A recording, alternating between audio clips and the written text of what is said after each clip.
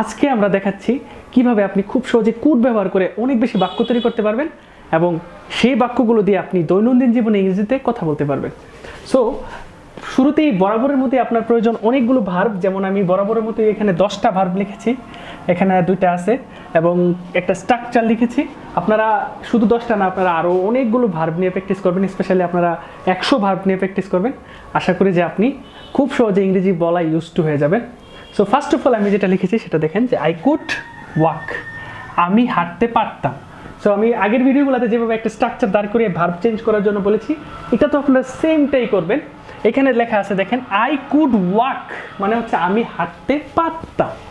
So আপনি যদি এখানে ওয়াকটা হচ্ছে একটা ভার্ব, এই ভার্বটা চেঞ্জ করে এখানে যদি বলেন যে আই কুড গো, অর্থাৎ আমি যেতে পারতাম। এরকম করে আপনারা সকল ভার্বগুলো নিয়ে শুধু ভার্ব চেঞ্জ করে করে বাংলা ইংরেজি দুটোই একসাথে বলবেন।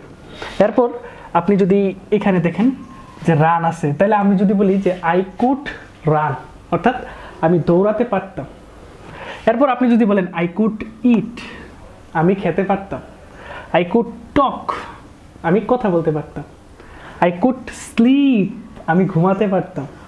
আই কুড গিভ, আমি দিতে পারতাম। তো এরকম করে কিন্তু আপনারা অনেক সেন্টেন্স তৈরি করতে পারবেন এবং যারা ভিডিওটা দেখছেন তারা কমেন্টে এরকম আরও সেন্টেন্স লিখে আমাকে জানান। আপনাদের রেসপন্সের উপর ভিত্তি করে কিন্তু আমি নতুন নতুন ক্লাস আপনাদের সামনে দিব। তারপর আপনি দেখেন এখানে লেখা আছে আই কুড গিভ, গিভ মানে হচ্ছে দেওয়া, তার মানে আমি দিতে পারতাম। আই কুড টেক, আমি নিতে পারতাম। আই কুড সিং, আমি গান গাইতে পারতাম। আই কুড প্লে, আমি খেলতে পারতাম।